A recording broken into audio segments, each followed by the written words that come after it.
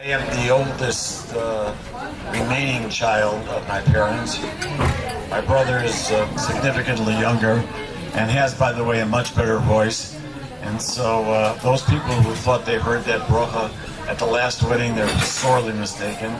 And he pointed that out to me because he got a chance to hear the video. And so I speak from a perspective of in honor and in memory of my sister, Roberta, who unfortunately passed away some 45 years, 1975, 43 years. It'll be 43 years this November, this November. And 43 years is a very long time. It's much longer than she was on this earth. And so memories begin to fade, and it's very difficult to be able to look back and try to say something that's meaningful to the children who are here, who I remember each and every one of them when they came home from the hospital. And other than trying to put us all in the hospital in these last 40-something years, they've grown up, Baruch Hashem, in a wonderful way. And so we try to participate in the simchas as much as we can, understanding that it's oceans away and not always very easy for us to be able to make the trip. But as long as HaKadosh Baruch Hu will give us the ability to make it, it's our intention to be able to be here. And it's a great honor for us to be able to give the first Sheva brachos, and I thank you for allowing us to be able to do that, because it certainly makes my schedule much better. So if I could catch the night flight tonight, I'd be out of here, I promise you. Nothing against what's going on here, it's just I feel pulled to other responsibilities. I wanted to share with you, first of all, I wanted to say over something from this coming week's Parsha that I think, as I said previously, we come often on Chagim. So when we're here on Sukkot, Chol Hamoed, we make it a habit already for many years to go out to the second day Yom Tov. I have my built-in Yom Tov Mechalelin, which are work out very well for us, and we go out to dinner together. They get the credit card, and I get to go to dinner, so it works out perfectly. And you've been a welcome guest for many years now, and it's wonderful that it really became part and fabric of the family from the first time we met you, and we couldn't be happier with the choice that you both made. It's not for me to speak about you, Eli, because what I know of you, there will be others who will be able to speak and who experienced your growth during your lifetime as a young adult and from a childhood. I do want to, though, however, speak of something, and I'm going to get to that in a moment, that I felt was appropriate from this week's Parsha of Chukas, where Aaron HaKohen is nifter, he dies and he goes up. Moshe Rabbeinu takes him up, and he ultimately doesn't come back down from the mountain. And the pasuk says, I want to make sure that we get the Lashon is good. It says, Vayivku es Aaron Shloshim Yom, they cried for Aaron 30 days, called Beis Yisrael. Everyone. Says Rashi, why called Beis Yisrael? So it says that it was even Noshim va-Noshim. The men and the women both cried for him. And it's interesting that by Moshe Rabbeinu, when Moshe died, it just says, Vayivku b'nei Yisrael, not called Beis Yisrael. So this is obviously a question, a perplexing question. You see many teruts, and some of them say it's because when Aaron died, the Anonei Kovet stopped. And so they had a feeling of protection with the Anonei Kovet, they weren't here anymore. So men and women were affected by it. But I saw a pshat. I don't remember where, but I thought it was appropriate and very meaningful. Aaron HaKohen was an Ish Shalom. whenever he would know, and Rashi goes on to say that he always got involved when there was a machlokes, he would come to be able to make peace. What did he do? He would find that there was a husband who no longer asked the wife to either leave, or the husband was asked to leave and they wasn't living at home. And he would go to the one that was not there and he would say, I spoke to your spouse and they really miss you and they want you to be home. Could you please consider coming back? So they would say, yeah, I'll come back on this tonight if they do this particular thing. Then he would go back to the other party that was in the house, and he said, they really are very sorry, and they want to come home. What is it that they can do that they can be able to, they'll be sholem because they miss you and they really want to be with you? He says, well, this and this bothers me. So he said, don't worry, it's all taken care of. And then they would get back together again. So it's brought down in Sforim that in the Dor HaMidbar, there were 3,000 children that were named Aaron after his intervention with all the mishpachas in getting them to get back together again. He was doing marriage counseling before Dr. Phil. But what was the Midah? Midah was one where he wanted shalom. He wanted to go out of his way because we know that in life, and this I heard actually this past week on Parshas Korach, there are two types of people in the world. Really, it all boils down to two types. There are givers and there are takers. Some more, some less. But people fall into that category. In all the years that we would come here and spend Yom Tov together, oftentimes there are girls who are without a place. Seminaries have the greatest racket going known to mankind.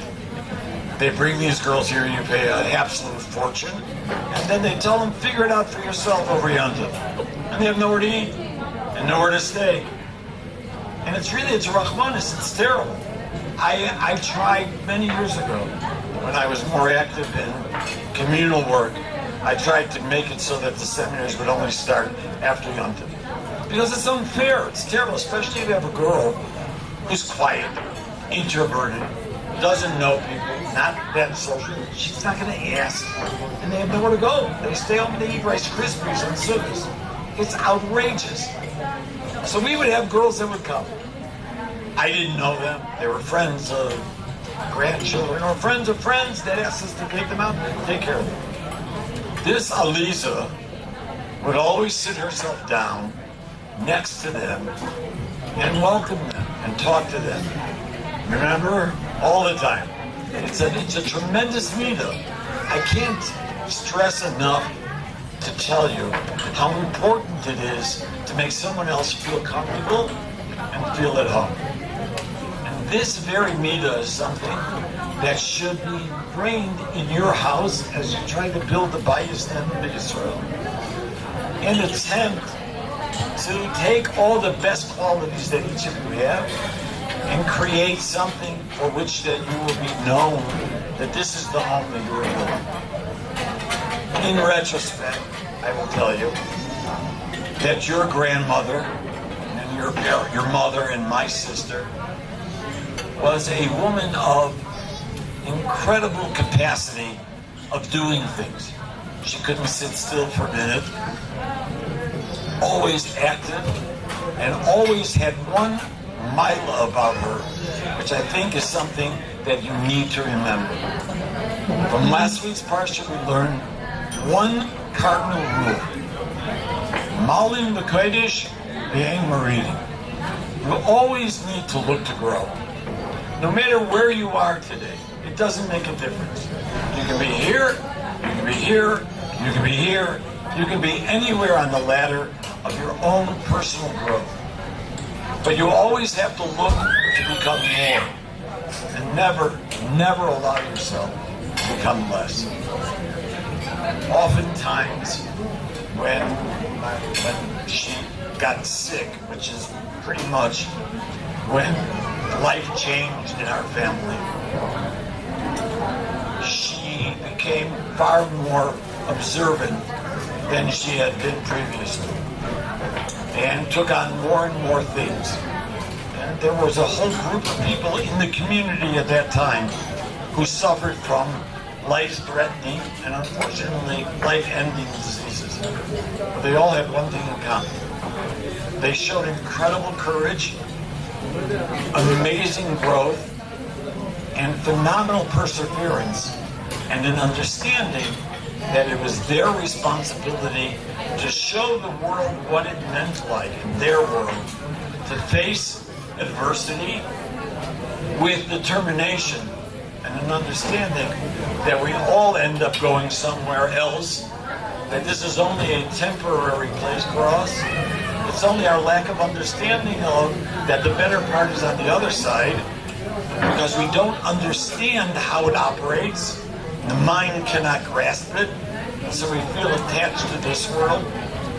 But as your cousin, Rabbi Lubavitch, said at the Levaya, that Hashem took the finest rose for himself. He makes his own garden, he grows it, he watches it, and he keeps it. And those people that are special, they come up and get called sometimes quicker than others. Which is why I understand that if you're not so terrific, you may have a chance to stick around a little bit longer, which has been my motto all the way through. That is something that I think if she were here today, she would look to you and say, I'm extraordinarily proud of you, but understand that your purpose in life is just beginning. Your grandfather, your your great-grandfather. When I got married, I think I was married like 2 months, and I walked in, sat down at the table, and they were talking about relationships, and I said, oh, I love my wife. They looked at me and they said something, which I won't repeat. He says, you know when you'll know you love your wife? When you've gone through life's experiences together. You've had joy, which you should have an abundance of, and never anything else. Unfortunately, when you go through tragedy. The story of my parents, as Ruby can attest to, it was a very difficult life that they started with. When my grandmother, my grandmother, which would be your great-great-grandmother, right? I think my father was right. The original Hayarasha, she passed away when she was very young. And I think she was in her 40s at the time, leaving my father, who was at that time about 19, I think, and my Uncle Joe, who would have been about 14, 15 years old.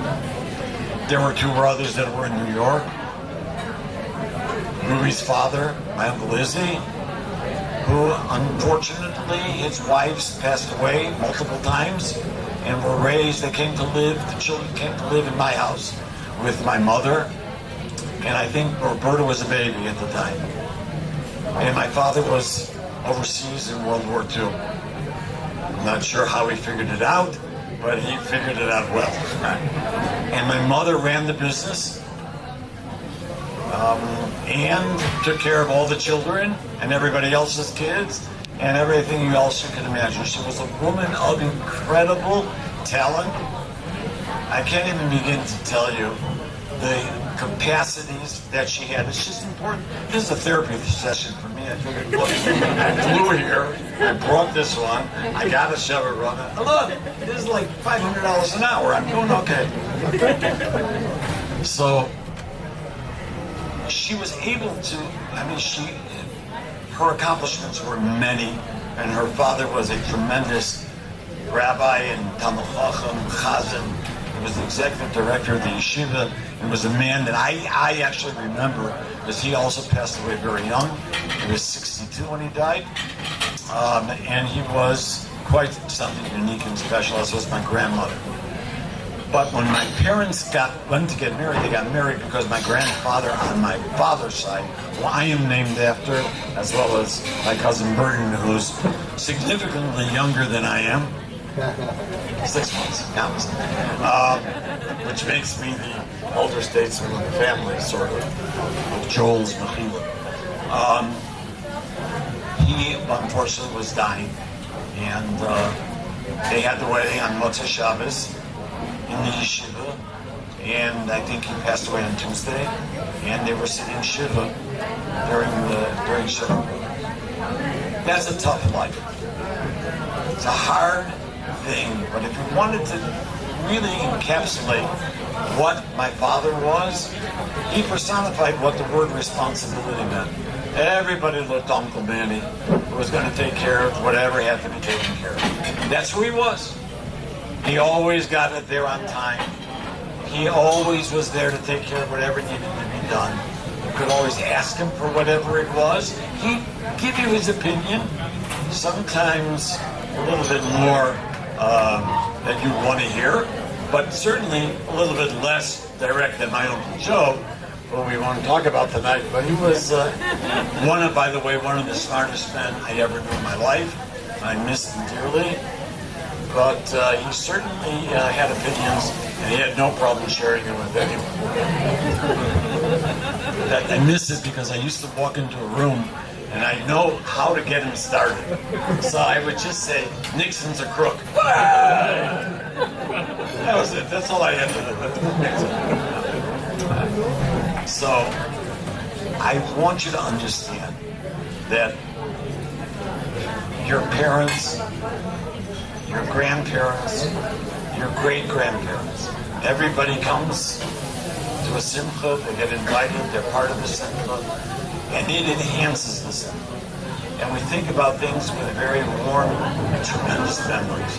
So our brachot to you is this should be the beginning of a life filled with happiness, with good health, with nachas from a family that you will be building, with the understanding of malim b'kodesh and everything should be about growth. It can be baby steps, it can be giant steps, it's what you're comfortable with. But understand that there's always a need in life to be more, because there are those who will come after you, who will look to you to get up at someone's Sheva brachos and speak to them no differently than I'm able to speak to you today. So Mazal Tov for all of you and to your family, simcha, and it's awesome for everyone.